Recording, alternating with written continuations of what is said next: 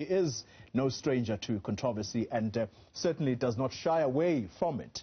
He was a hardcore ANC loyalist before ditching the ANC for the EFF. Although a senior member of the EFF, he somehow finds himself representing the very same people he left in the ANC, and sometimes he does lose cases in court. Well, in our Sunday talking point, we speak to Advocate Dali Mpofu, and he joins me in studio now. Advocate Dali Mpofu, thank you very much for your time. I want to start our discussion with the events that are unfolding in KZN right now.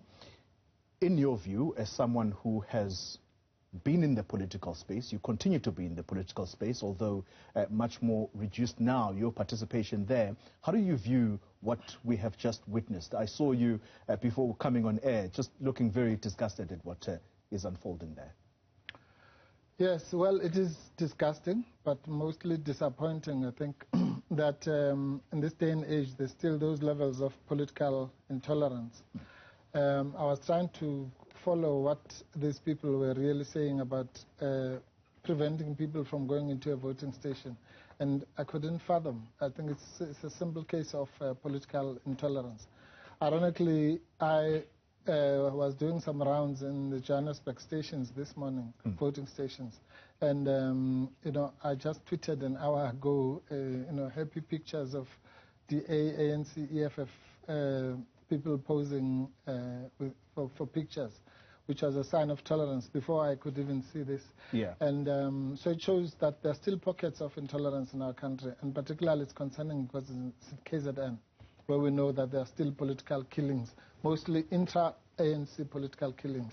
But now it looks like it's spilling over to other parties as well. In your view, Advocate Mpofu, what is it about KZN that simply does not want to transform from what we saw in the early 90s? The violence at the time would have been between those who support the ANC versus the IFP.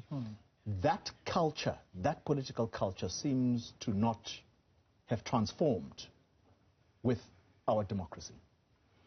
Yeah, look, it's a much broader question. I think it's like most things in South Africa, where there's cosmetic change but no change. So the entire situation in South Africa has actually not changed, or at least not changed sufficiently. So you cannot expect something like this, a problem, because the problems have never been really confronted in the eye and resolved by the ANC government, if we're honest. And therefore, problems like that will fester, will continue to fester. Racism, political intolerance, corruption, all the things that we found here are still here if they haven't grown in certain areas. Gender discrimination, violence, the culture of violence in general, which was engendered in the decades before liberation, has remained because nobody has diagnosed it, and this society is still as sick, if not sicker, as it was before 1994. In fairness, though, I have to point out that in relation to what we are seeing in KZN, which of course cannot be condoned, we saw a statement of the ANC leadership in KZN crying foul that some EFF members, or it could be supporters, are on a campaign to deface ANC posters. So they even posted a picture of exactly what they were describing, where an ANC poster is up there, and right in the middle of it, where there is a face of the president of the ANC, a sticker of the EFF is stuck there to say, vote EFF. That is political intolerance from people who either support you or your members in KZN. Yes, of course. I mean, it must be equally, it doesn't matter which side it comes from. If there's political intolerance, it's something that we should condemn unreservedly from any quarter, whether it's from the EFF or the ANC or whatever. The point I was making is that this is a malaise, a social malaise. So it's not going to affect only one party if it has not been addressed. Yeah. It's like saying when we talk about unemployment and then we say, well, but there are also EFF members who are unemployed. Well, we're talking about a societal problem of intolerance. Yeah. Well, which then brings us to the point about political education. What do you think should be the duty of parties like the one that you belong, the EFF, to talk not just to your members, but supporters as well, about tolerance, particularly as we head into this election? It does appear that we are going to see very, very high temperatures, if you like. Yeah, no, look, in the EFF, we continuously do that. I think that there will be very few incidents where you would see EFF people being intolerant of other political parties. I suppose as a new party, it's our reality that there are parties that we found in the space. So we cannot be threatened by that. Neither should we be a threat to them, I think. And that's why I'm disappointed even with the story that you're telling me, because it's something that we have drummed in all the past elections, that in fact we've been the victim of our posters being defaced and all sorts of things like that, and therefore we have told our people not to participate and also not to be drawn into, because sometimes it's done in a way to provoke so that you react, and when you react, of course, the media is going to be, oh, the big and dangerous EFF started it. So we exercise even more restraint than usual, because we know that people portray us as this, bloodthirsty people, which we're not. Yeah. Before we transition this discussion and talk about Dali Mpofu, the lawyer, I just want to complete the discussion around the politics of the day. The EFF going into this election, it would have spoken very vocally about this coming election possibly being postponed. You were in favor of it being postponed because of the ongoing pandemic, but nonetheless, the Apex Court has deemed it fit that, well, the elections must go ahead. How much preparation has gone into your party preparing for this election? There isn't much visibility. Of course, it's starting. Let's be fair. It's only starting, and your leader is in KZN this weekend. How much visibility is there on the side of the EFF? Well, as you know, I'm no longer in the leadership of the EFF, but from what I've observed and in my interactions with the leadership, which I do almost on a daily basis, I'm quite aware that there has been a lot of work being done. The call for a postponement was genuinely a concern about the pandemic. It was not a state of unreadiness. And I'm surprised that you say there's been little visibility, because I think everybody, every analyst has accepted that the EFF came out first on the star of the block. Before anybody else, there were EFF posters. There was a date for an election manifesto. All the other major parties have come second or third. And so it's clear that there's been a lot of planning, because you don't just wake up and say a manifesto on the 26th of September. You do that because there's been a lot of let's say, low-key planning for any eventuality, which is what an agile political party should be.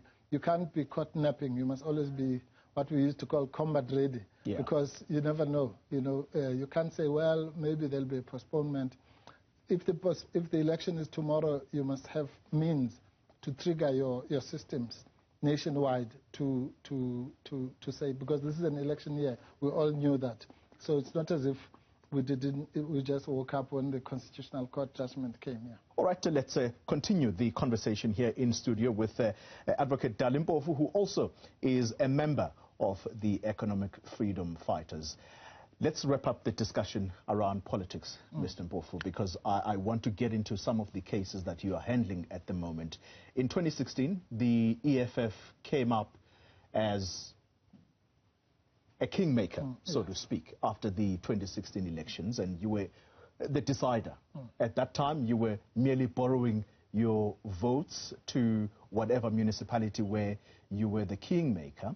This time around, firstly, what do you think is the EFF key selling point to voters in South Africa? And importantly, do you think you will retain that position of being kingmaker, or you're looking to govern as your leadership has been ambitiously saying lately? Well, it's not ambitious, Xoli.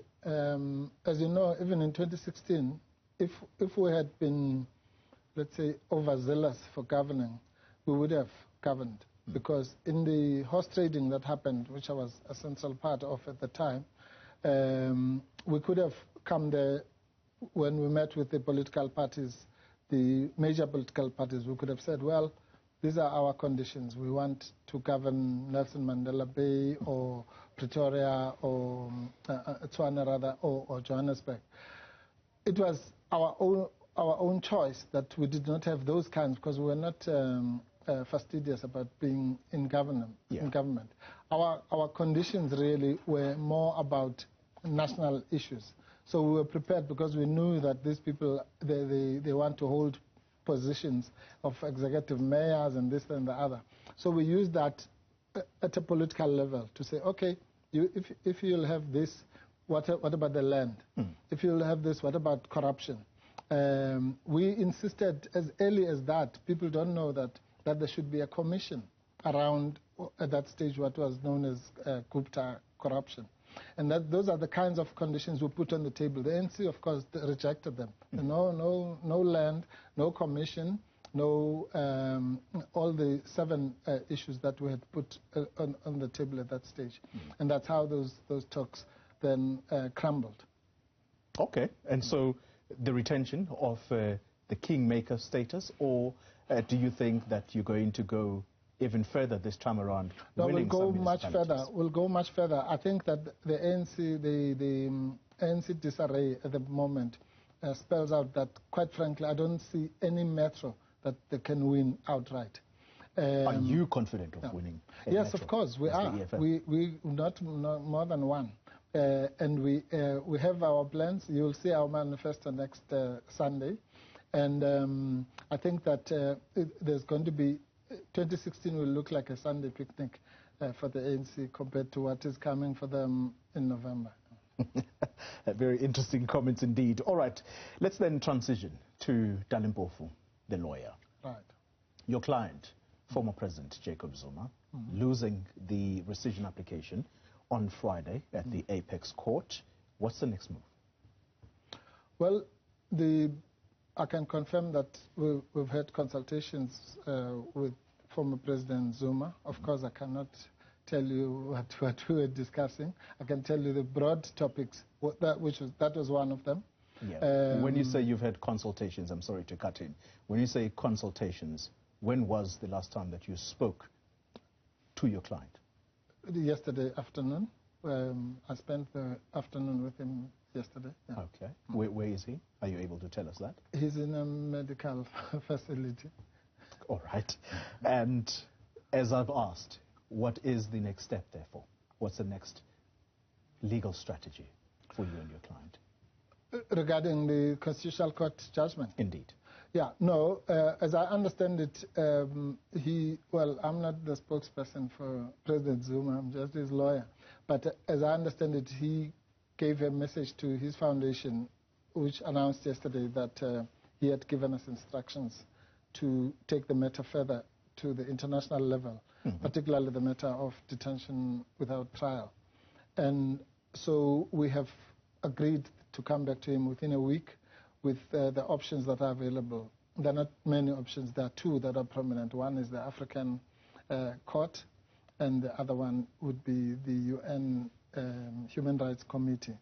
You might have noticed in the judgment that one of the judges actually hinted that this matter may well be entertained at that level of the UN Human Rights Committee, because in the minority judgment, it is strongly felt that the UN protocols were breached seriously around this issue of detention without trial. Yeah. As far as the African Court on Human and People's Rights, what will be your argument there? Well, as I say, we're still giving advice on which to go, but it doesn't matter which forum. The argument will be the same, which is around the breach of international standards on personal freedom.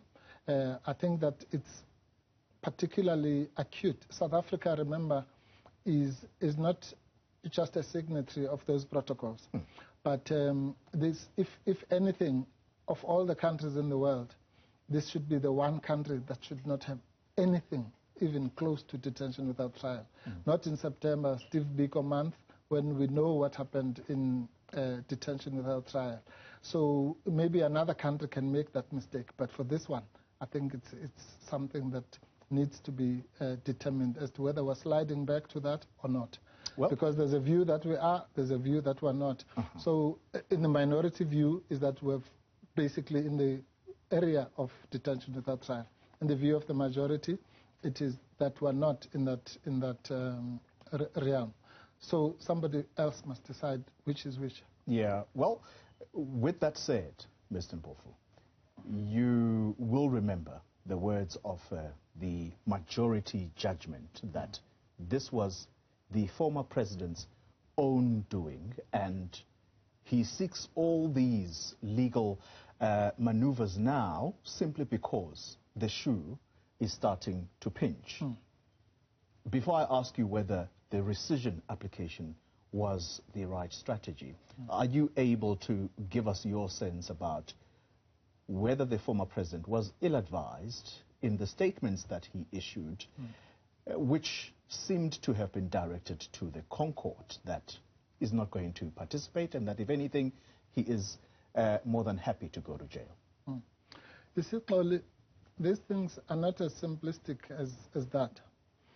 There is a view, that's what I'm saying. At least in the South African context, this matter has now been exhausted. That's the end of it. But I'm saying that on the international front, the question still has to be asked, including what you are saying, as to whether, if Xoli insults Dali, does he then stop being a South African? Does he have less constitutional rights than the holy ghost?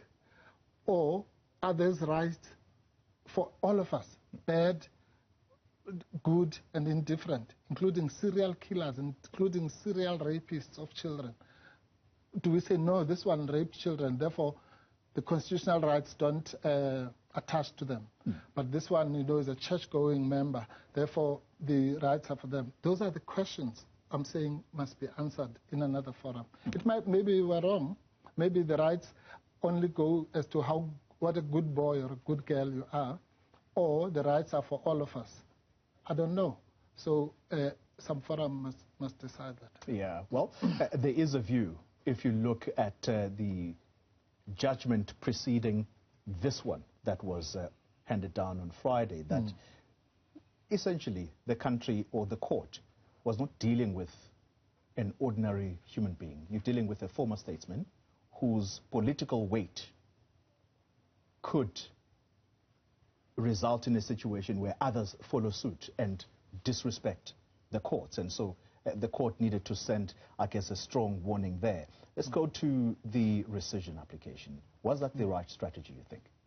Well, of course it was. I mean, I think even the West political or legal critics, nobody knew, I can tell you that much, on Friday morning what was going to happen. And that should tell you, because when the rescission application was put, people thought, this is just a waste of time. The Constitutional Court will not even hear this. And yet it took them more than 2 months to come to a decision. Yeah. So if that doesn't tell you that this was a serious matter, and the split decision of judges with the other judges, few, yes, but saying that this is unconstitutional and it's a violation of the most fundamental right. That's not somebody in the street saying that. It's not President Zuma saying that. It's learned judges of the Constitutional Court.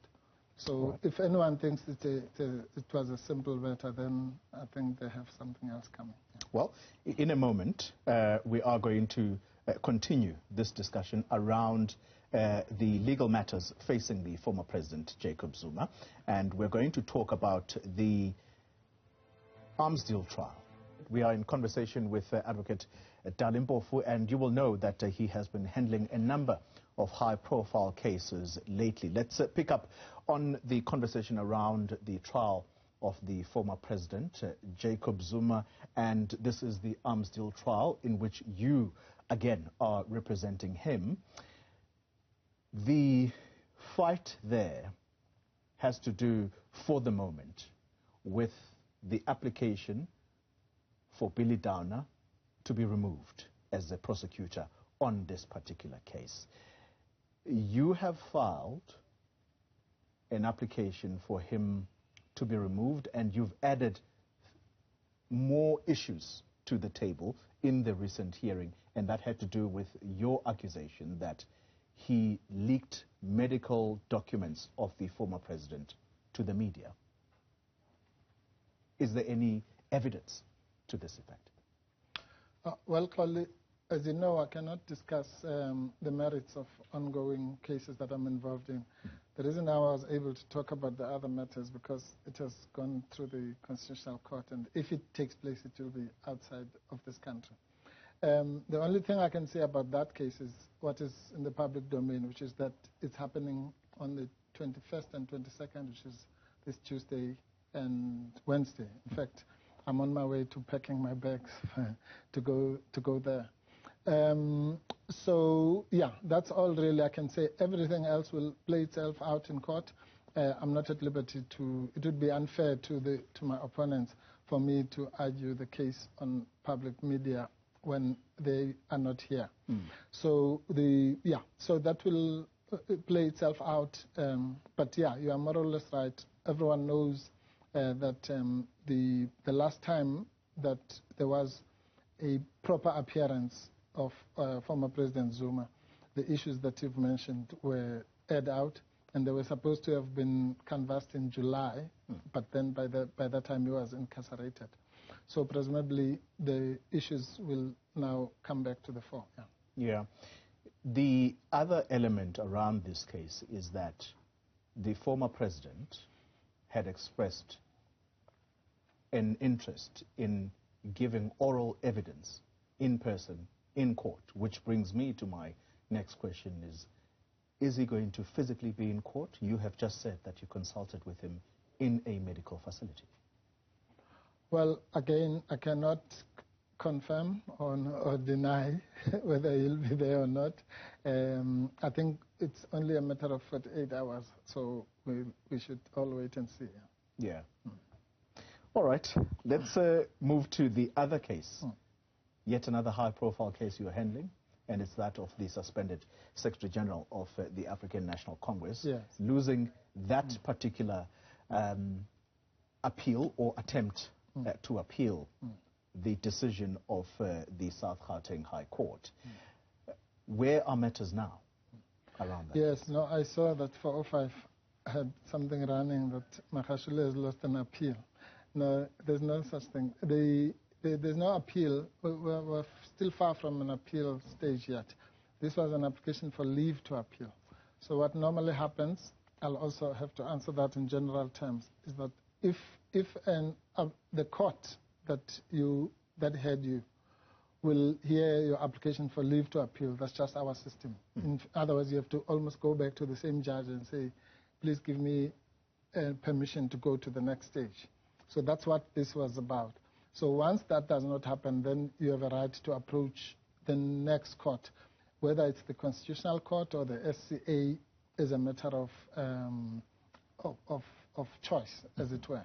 But the preferable route is to go to the SCA and ask them for leave to appeal, and if that is not successful, go to the Constitutional Court. So fortunately, once leave to appeal is denied, you have a month to make that decision. If you're going to go to the SCA. If you're going to go to the Court, you have 15 days. So we're still within that time, so there's no... Yeah, but I think that the client has himself made a public statement that he's taking it further. Yeah. So we'll obviously have to advise him as to where to go.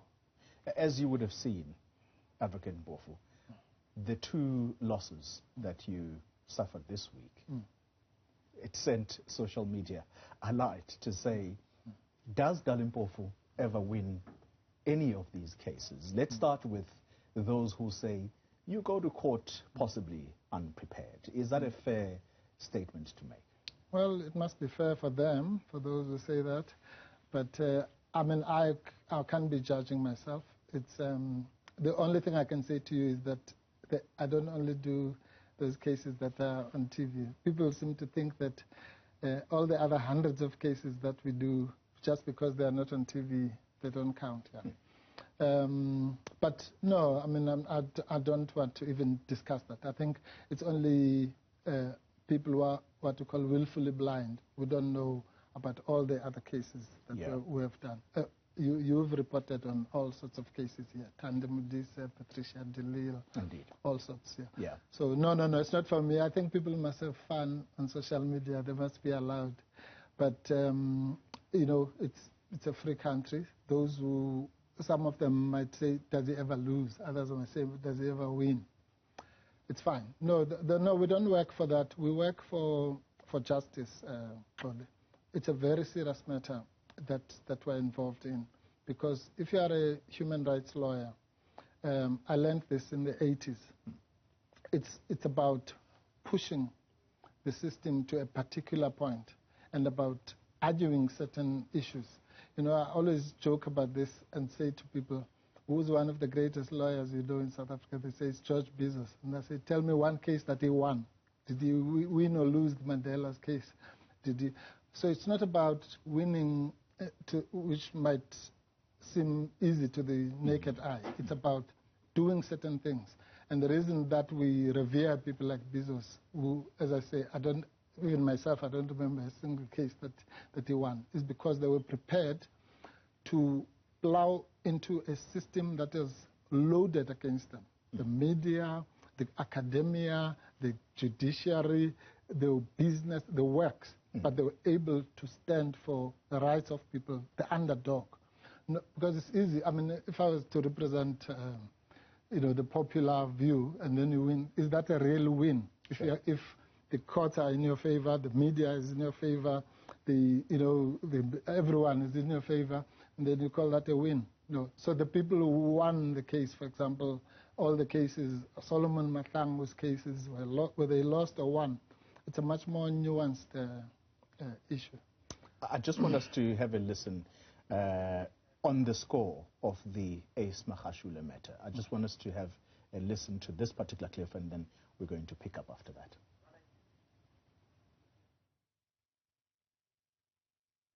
The step-aside regime itself had not been yet formulated properly. This is proposed. These things were proposed to be adopted at the NEC of the 8th of special NEC of the 8th of May.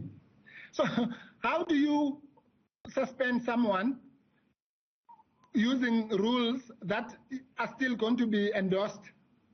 And so you've suspended them how? With retrospective effect. I mean, that's a breach of the rule of law apart from anything else. Yeah. So it's just a mess. There is no way that the Audi could have been satisfied. And that's one of the elements that people picked up on to say, does Advocate Mpofu go to these cases prepared? Because the strong counter to that was that there's no way that Ace Magashule would have been suspended based on a rule that had not been adopted. It otherwise would have meant that indeed the factional battles, yes, we know they exist within the ANC, but they would have been ramped up to a level never seen before, that you suspend someone on the basis of rules that have not even been adopted. Okay. So when was the step-aside guidelines, when were they adopted, to your knowledge? To my knowledge, yes. The step-aside guidelines would have been adopted before the step-aside rules come into effect. Okay. Anyway, you are wrong, but that's fine. If that's the problem. You see, we can't have taxi rank justice like what you're saying. I'm asking you, what was the date of that? Those guidelines were adopted in the meeting of the 8th. When was the suspension? You tell me. On the 3rd. Was this before or after? Is the 3rd or before or after the 8th of May, in your estimation? Well, the 3rd is obviously before the 8th. Thank you. So you've answered your own question. All right. Advocate Mpofu, there are those who hold this strong view that sometimes the cases that you go for are merely to make sure that you are in the limelight. One of the questions is whether or not you are paid for these cases that you pursue. For example, let's start with the former president. Are you paid? Does he pay you? No, I mean, that's a ridiculous question. You can't ask me issues about the client. Those are issues that are confidential to the client. But let me just assist you again. The problem with your question is the idea of the cases that I go for. Advocates don't go for cases, you understand? How it works is that a client goes to an attorney and the client asks for a particular advocate or the attorney briefs a particular advocate. You don't go around standing in the street corner saying, I'm an advocate, I want high-profile cases. Yeah. So all these people, for example, other people would say, you always represent people from other political parties. I mean, how would I go for it? Would I go to the offices of the DA and the UDM and COPE and so on? No, it's those people who come to me. So what must I do? Tell them, no, I want low-profile cases only. Do you ever refuse any of these cases? Of course, you refuse cases if you're not available. That's the rule of advocates. But if you're available and if you're available, there's something called the Cabreng rule. So you have to take cases. So, but you see, the problem is that these are criticisms which are, let me call it, I don't know what, but they are only based on or targeted at certain people. So if an advocate represents Oscar Pistorius, nobody says, well, that means they favor killing of girlfriends. Yeah. But if I do a case for Xoli, if you mess up here at 405, then it means I'm in favor of messing up at studios. So it doesn't work like that. Lawyers don't work like that. And anybody who really gets disturbed by that kind of nonsense doesn't know what they're doing. Because professionalism means that you must assist people. If you're a doctor, you can't say, I'm not going to treat patients because they are members of the DA or whatever. If you're a teacher, you can't say, I'm not going to teach children of the IFP. Yeah. So if you're a lawyer, you also must do. I actually find it interesting, the fact that people from other political parties who know, because my political colors are not hidden, but they still trust in my professionalism and are able to come and expect that they're going to get a good service. I think that's a good thing. Yeah. But those who think it's a bad thing, well, good luck to them. And on that very basis, that you belong to a different political party, and your leanings, therefore, will suggest that you taking up a case of an ANC member, some people could view it as you want to glean into exactly what is happening. Do you ever use that for political strategy, or you keep it purely professional? Well, see, there you go again. I don't take up cases. The people come to me. Do you understand? I get that. So I'm sure there are people who might belong to a different party who maybe would want to come to me and have the concerns you're saying and think, no, maybe I'll then be revealing. That's fine. But those who come, they come despite that, knowing what they know. And knowing that there are thousands of other advocates who don't have political leanings, presumably, that they could go to. So I can't tell you why they choose to come to me. So, those who do, they do, and I do their cases. Those who don't, they don't. Yeah. And they go to others. That's how the system works. There is the element of theatrics when it comes to how you, I guess, argue your cases, whether it is before a court of law or before a State Capture Commission of Inquiry, for example. And speaking about the State Capture Commission of Inquiry, I want us to have a listen to yet another clip, and you were in action, and I'd like us to talk about that in a moment, shortly after this. Chair, he testified that he is not racist. I'm asking him how it feels to be called racist on behalf of Mr. Tomoyani. Yeah, but what does that May I make a brief comment, Chair, so we can conclude this matter? No, Chair, can I object before he makes any comment, brief or otherwise? Chair, can I just explain the question? Okay. Mr. Moyani makes allegations... Chair, I'm on the floor. Really, I can't stand this. Okay. This cannot be happening for the third time. Ms. Leroux must shut up when I'm speaking. Mpofu, let me just hear before. Must you just hear? You too, Mr. Kota. Mr. Mpofu, I'm still on the floor. You also shut up. No, Mr. Mpofu, I'm in charge here. Please sit down. Let me hear first. But I'm still talking, Chair. She butted in. Yes, but she had not So why must explained. I And I want to hear her explanation, then hear you. Then I'll. But Chair, I'm still speaking. Why must I be the one who Mr. sits Mpofu, down? I'm in charge here. I'm saying sit down. Well, Chair. Please. I'll hear her and then I'll hear you. Chair, maybe then we should leave, because if we're not allowed to speak and we allow interruptions... Are going to be allowed to speak. Ms. Leroux, explain.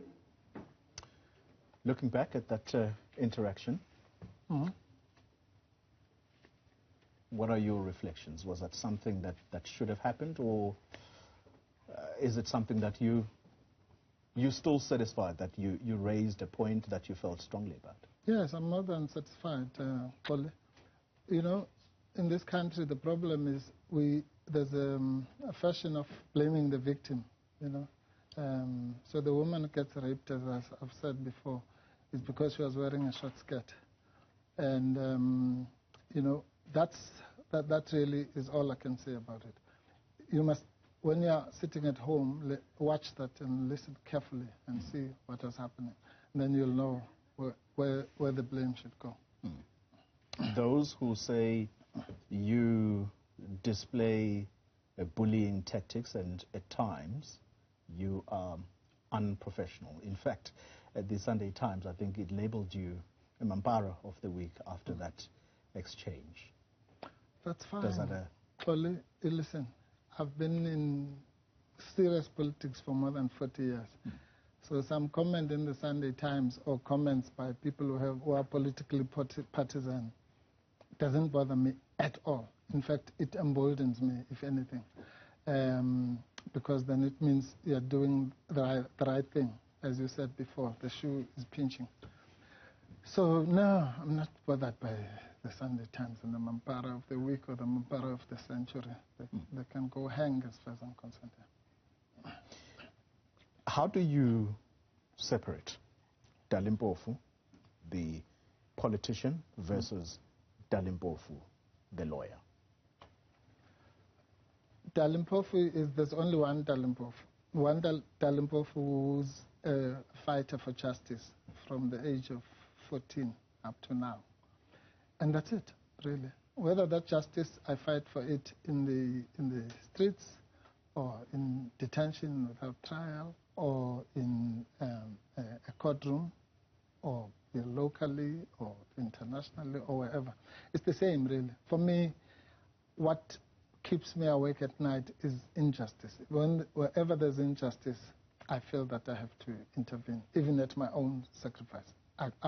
It's something that I would be prepared to put my life on the line for. And therefore, and I have, and it's not just, I'm not just talking, I have put my life on the line many times before in the fight against injustice. And I will do so. So I cannot be deterred by noisemakers. No. Yeah. Because if you do that, that's actually exactly the whole point. You know, all the noise and the pseudo-criticism is meant to discourage you so that you think, oh, well, why can't I must just, you know, wake up, go to work, do, there are some cases about a contract in the car and go back home, then everyone will think you're great. No, it doesn't work like that. There's no change has ever happened in the world because people were timid and or tolerant of criticism, particularly from their enemy, the very enemy that you are fighting. In the end, when all is said and done, in your legal profession, how would you like to be remembered? Do you want to be described as a human rights lawyer? Earlier, you made reference to the late Advocate George Bizos. And you state that when you tackle the case, it's not about winning or losing. What matters for you is justice. How would you want to be described? As a human rights lawyer or a lawyer, criminal lawyer, who takes up a case, whatever case comes his way? Well, it's too early for me to worry about how I'm going to be remembered. But no, on a more serious note, look, as I say, people are free. I don't care, quite frankly. I do what I do for me and for the people that I do it for, which is the people of South Africa, by and large. So really, how anyone describes me, I mean, I was saying in another show that, for example, one of the criticisms that, no, Mpofu is just doing this for money. And I always laugh because if they knew that half of those cases that they think are for money, they are not actually for money at all. But what am I going to do? Run around and chase people and say, no, this one is paying or this one is not paid? No. Just do what you have to do. You laugh it off. Actually, that's what I do. I have if I want my half an hour of fun, I just go and look into social media and laugh my lungs out at all those comments, and then go back to the serious business. In another life, would you possibly have regrets for leaving the ANC, or is that a chapter that is long closed? There is no way that you could reopen that chapter? No, it's completely impossible. I mean, I've said this recently.